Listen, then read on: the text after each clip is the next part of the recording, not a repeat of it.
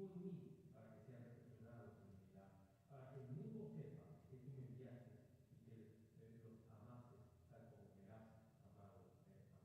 Hoy vamos a seguir en este capítulo 17. Hemos estado hablando por muchos años en el Evangelio de Juan y ahora hemos llegado casi finalizando el capítulo 17. Esta es la oración del Señor Jesús, es una oración sacerdotal, es una petición del Señor, y aquí también está orando para nosotros, no solo por esto, es decir, para puedo aclarar algunas cosas. Esto se refiere inicialmente a sus discípulos y también a los que acompañaban, a las mujeres, los 70, los 120 y los 500 que lo vieron explicar. No ruego por esto, no ruego solamente por esto, pero ahí estamos sufriendo un poco. Luego dice, sino también por los que han de creer en mí, por la palabra de ellos. Es una declaración del Señor Jesús, hermano, importantísima para estos tiempos. Hoy cualquiera se declara cristiano, cualquiera se dice de la iglesia del Señor Jesucristo, pero muy pocos realmente dan frutos dignos de arrepentimiento, frutos de santidad. Muy pocas iglesias hoy predican el mensaje del Evangelio. Hoy se habla de otras cosas desde los púlpitos. En algunos sus pecados son durables, es decir, su mensaje es un mensaje de educación, que hay que educar a los chicos, que hay que tener carreras profesionales. En otras se habla de éxito, pero muy pocas hablan sobre el mensaje del Evangelio. Y la iglesia, el único mensaje que debe predicar debe ser el Evangelio, el mensaje que está alrededor de la cruz del Calvario. Como decía Spurgeon, debemos de vivir de rodillas o de pie ante la cruz, y eso es importante entenderlo. Hoy la gente cree que es cristiana porque yo oro, porque leo la Biblia, porque voy a la iglesia, porque incluso porque predico. Pero realmente, hermano, nos es necesario volver a decir a la gente lo que Jesús dijo hace 2000 años, a un hombre honorable, a un hombre íntegro, a un hombre con una sabiduría que sobresalía sobre los demás de su pueblo. Por eso en el griego está el artículo definido el maestro. Tú eres el maestro de Israel y no entiendes esto. Es decir, te es necesario hacerlo. A mucha gente religiosa hoy que se llama evangélica le es necesario hacerlo. Entonces, en este pasaje, hermano, y estos versos, el tema de estos versos es la unidad, la verdadera unidad de la iglesia con Cristo. Porque la verdadera iglesia de Cristo, el verdadero creyente, es aquel que está unido a la iglesia de Cristo y la iglesia que está unida a Cristo. Y el Señor Jesús pide por esto. Debemos entender algo que nos va a ayudar mucho más. No muerto solo por esto, sino también por los que realmente están de creer en mí. Es la oración de Jesús. Así que las oraciones de Jesús siempre se van a cumplir. Él está pidiendo a su Padre, Él está orando y está diciendo, no solo por eso,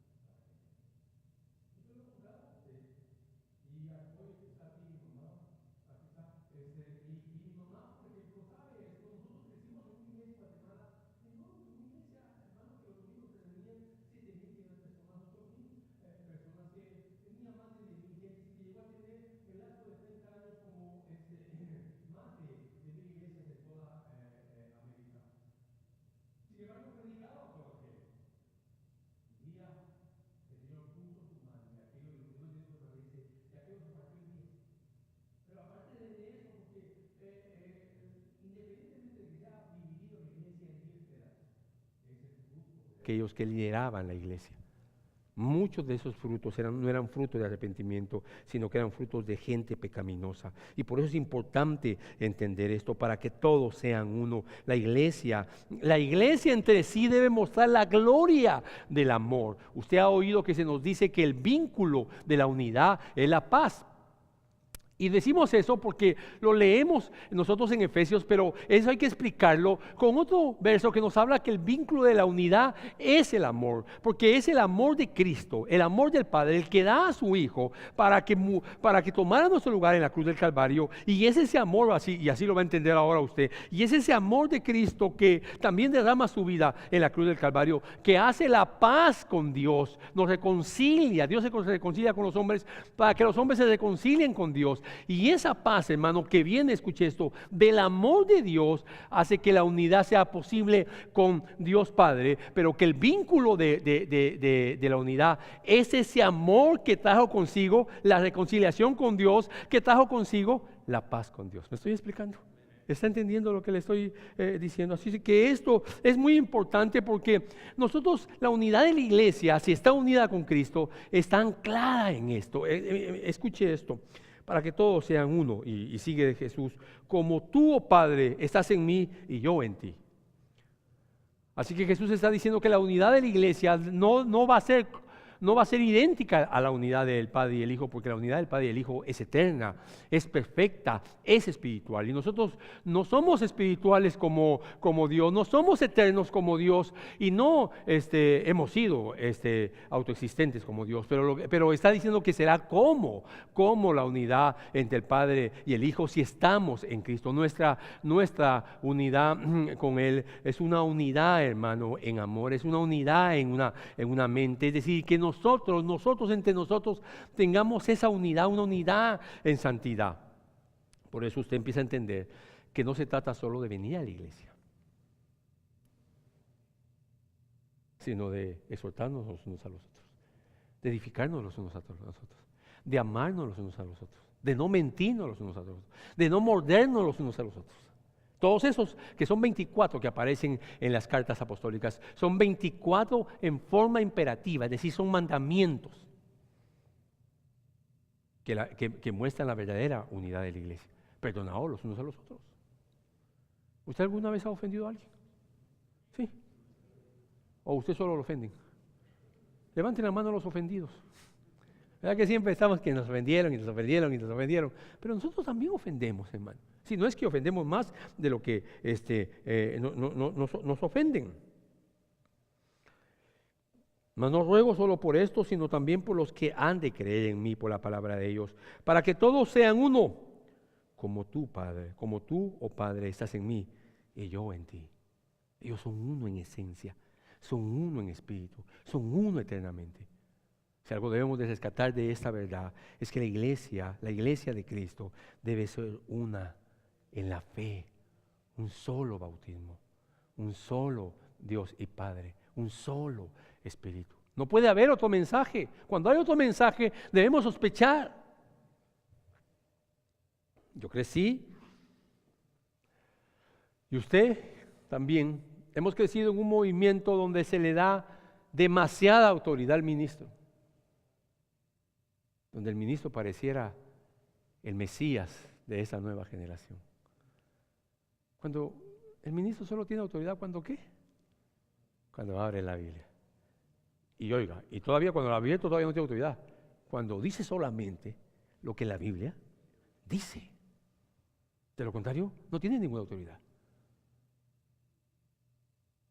Porque hoy hay quienes hablan la Biblia y leen el texto y dejan el texto olvidado y hablan de lo que se les ocurre, y cuando finaliza el mensaje vuelven a regresar al texto solo para que digan que leyeron un texto. ¿Está leyendo Jueces? ¿Se ha visto ha visto los ciclos de pecado en Jueces? Cada vez se pone más terrible. Usted todavía ya llegaron a Sansón, creo, ¿verdad? Capítulo 16, ya llegaron a uno de los jueces más terribles que hubo en el libro de Jueces. Es decir, tal vez entre los dos peorcitos jueces. No obedeció para nada. Pero no bastándole eso a Israel, el narrador de Jueces termina diciendo, comparando a Israel, y ya va a llegar a eso, y quiero que ponga atención, termina diciendo que Israel se volvió como Sodoma y Gomorra. Termina comparándola sin decir que es Gomorra, pero nos cuenta una escena semejante a lo que pasó con Lot y los ángeles que llegaron a aquel lugar.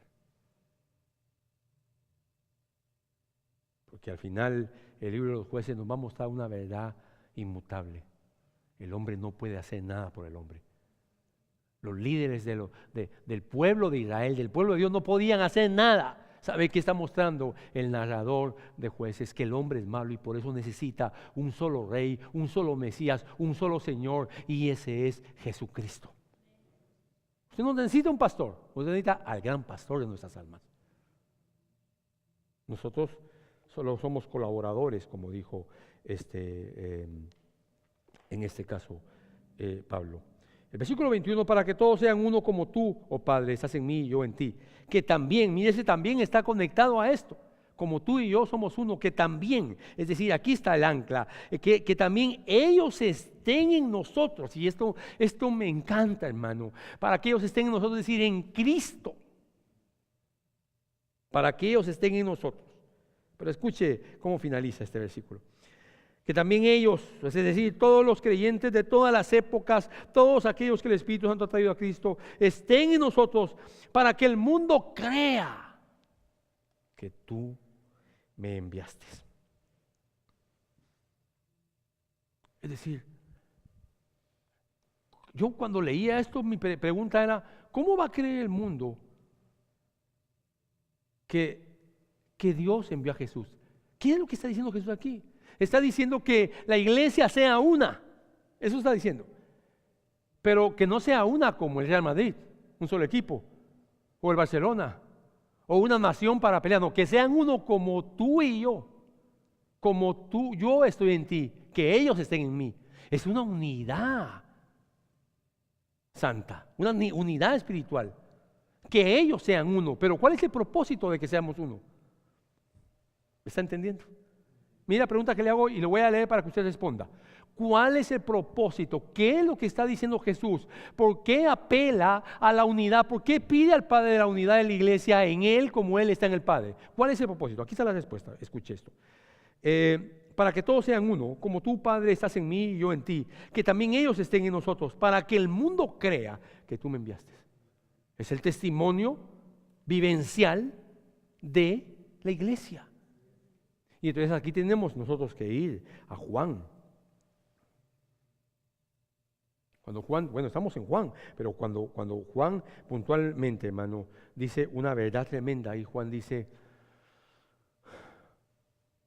amaos los unos a los otros como yo os he amado. Y en esto conocerán que sois mis discípulos, que os améis los unos a los otros. Y amarse, hermano, es soportarse. Y amarse es perdonarse. Y amarse es también exhortar. Y amarse es confortar, animar. Pero también amarse es reprender. Es cuidar.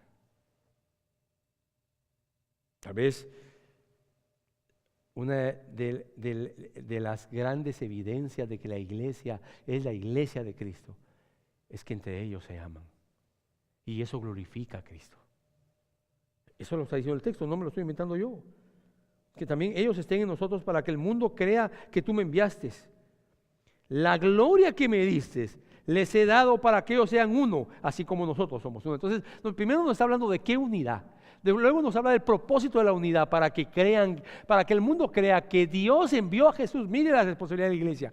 La iglesia va a evidenciar o va a testificar que el Padre envió a Jesús, porque la iglesia va a ser una sola iglesia, porque está unida a Cristo en amor. Pero luego dice, la gloria que me diste les he dado para que sean uno. ¿Qué gloria? La gloria de la redención.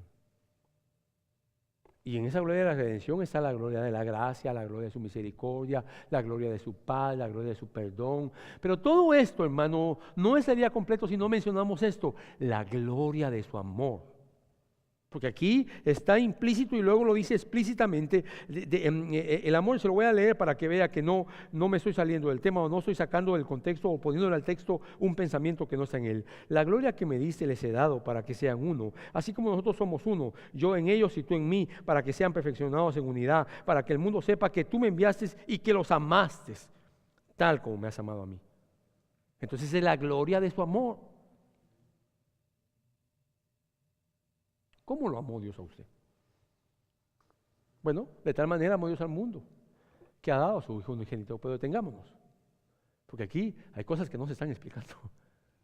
De tal manera amó Dios al mundo que ha dado a su Hijo para que todo aquel que en Él crea. Ok, primero, amó a un mundo enemigo. ¿Le queda claro? Todos somos pecadores, a un mundo enemigo. Segundo, de tal manera, o sea, está hablando del amor de Dios, de tal manera Él amó, que no dio una galaxia, que no dio X creación, dio a su único Hijo, dio a su Hijo, para que todo aquel que crea en griego, esa palabra creer en griego es un participio, es un perfecto, un presente perfecto continuo, así que debe entenderse y traducirse así, para que todo aquel que se mantiene creyendo en Él, por toda la vida. De tal manera amó Dios al mundo que dio a su Hijo unigénito para que todo aquel que se mantiene creyendo en Él no se pierda, mas tenga vida eterna. ¿Está aquí todavía? ¿Está entendiendo? ¿Por qué debemos de esforzarnos en la unidad? Hermano, ¿cómo le va en el matrimonio? Usted se casó con una mujer que casi es un ángel. Solo le faltan alas para que sea un ángel, hermano. Sinceramente, hermanos varones, usted no puede mentir. ¿Usted ha tenido que soportar a su esposa muchas veces? Hermana, dele permiso de hablar a su esposo. ¿Le da permiso, hermana, de hablar a su esposo? Hermano, ¿usted ha tenido que soportarla alguna vez? Hermanas, ¿ustedes han tenido que soportar a su esposo alguna vez? Yo las hermanas con más autoridad. Pero usted, cuando él le hace algo que a usted le hiere o le duele o qué sé yo, usted no dice me voy o se lo va a contar a la vecina. Usted perdona y mantiene esa unidad con él porque entiende que se casó con un pecador. Ya se lo he dicho. Hermanos, hoy se casa, por decirle algo, pongamos un ejemplo. Hoy se casa Kevin, o la próxima semana se casa Kevin y su doncella. Y le damos el privilegio al hermano Lucio que los case. Y el hermano Lucio, cuando viene Kevin, está Kevin y la novia, dice, aquí se casa hoy un príncipe y una princesa. Hay que apedrear, hermano Lucio, por mentiroso. ¿Por qué? Porque aunque no lo va a decir, no debe decir eso. Porque se están casando dos pecadores, que van a engendrar pecadores. Y que esos niñitos, por lindos que sean, necesitan a Cristo. La gloria que me diste es la gloria de la redención. La gloria que me diste les he dado para que sean uno. Porque Él nos amó, esa es su gloria. Porque nos ha perdonado, esa es su gloria. Porque nos ha reconciliado con su Padre, es su gloria. Porque, hermano, nos ha justificado, es su gloria. Porque nos ha traído la paz de Dios, es su gloria, esa es su gloria.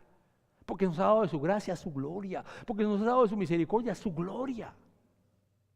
Usted debe de entender que la misericordia no es incondicional, sino que es condicional.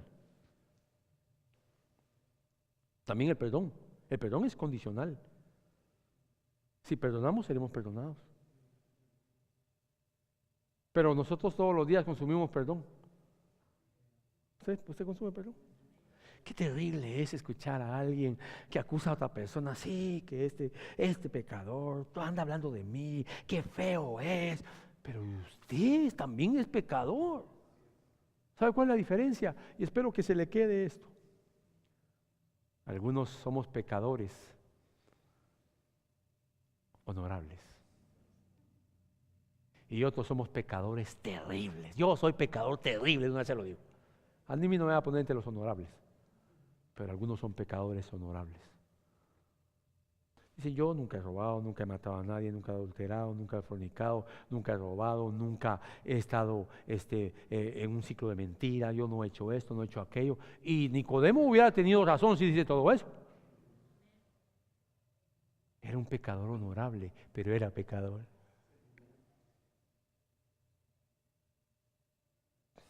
El publicano era un pecador terrible.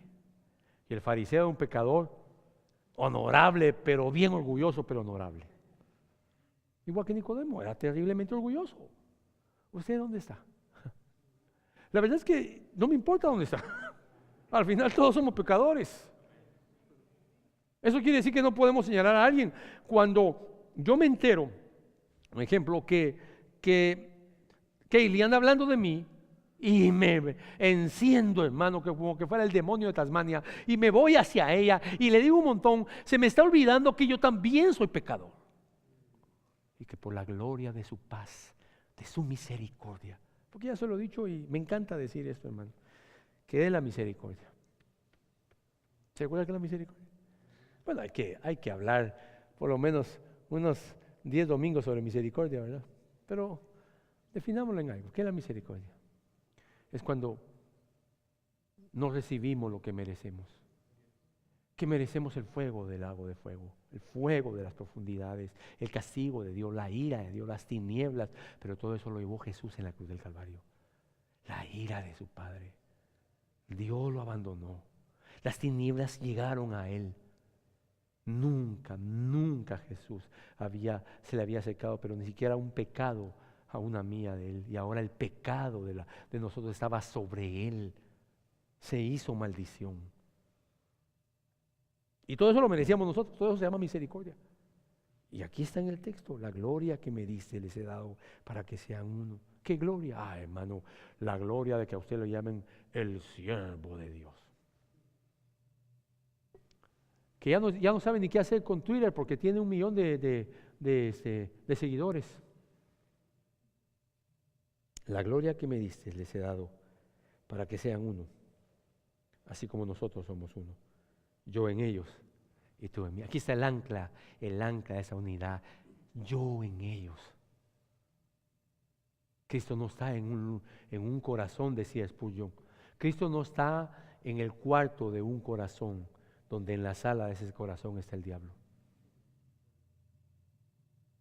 Cristo no está, hermano, en una iglesia, o no es la iglesia de Cristo, aquella iglesia que no honra a Cristo, no honra su palabra, no honra su evangelio. La gloria que me diste les he dado para que sean uno, así como nosotros somos uno en ellos, yo en ellos y tú en mí, para que sean perfeccionados en unidad, para que el mundo sepa que tú me enviaste, lo voy a repetir, y que los amaste tal como los he amado. Cristo nos dio su gloria, hermano, para que podamos estar en su Padre y ser uno. Es decir, es la gloria de la redención. Siempre todo nos llevará a la gloria de la redención. Todo. Desde Génesis 3 hasta Apocalipsis 21. La gloria de la redención. ¿Por qué se escribió Reyes? ¿Por qué se escribió Samuel? En Samuel hay 3 reyes, 3 grandes reyes. Saúl el pecador, David el pecador, Salomón el pecador. ¿De qué estamos hablando?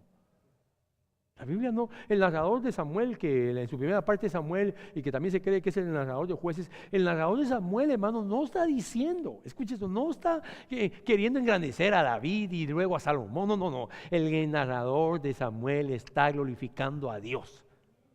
Está enseñando que no hay hombre sobre la tierra que pueda hacer algo por el hombre. Por eso el mundo necesita a Cristo. Grandes y pequeños. El gran Saúl era más hermoso que todos. Le llegaban a los hombros, un decir, era hermoso el hombre. ¿Por qué les dio Dios a Saúl? Porque ellos dijeron, queremos tener rey como las naciones. Y los reyes de las naciones, esa era su costumbre, tener reyes guapos, bien parecidos. Luego David, un hombre conforme al corazón de Dios, pero hombre de todas maneras. que cometió un pecado y por cubrir su pecado mandó a matar, se convirtió en asesino. Y luego sigue pecando cuando nos muestra el narrador que David no tenía carácter para enseñarle a sus hijos. Sus hijos hicieron lo que quisieron. Amón, Absalón, el último que se proclamó rey, se me va, Adonías. Y luego Salomón, que comienza bien, pero termina terriblemente mal.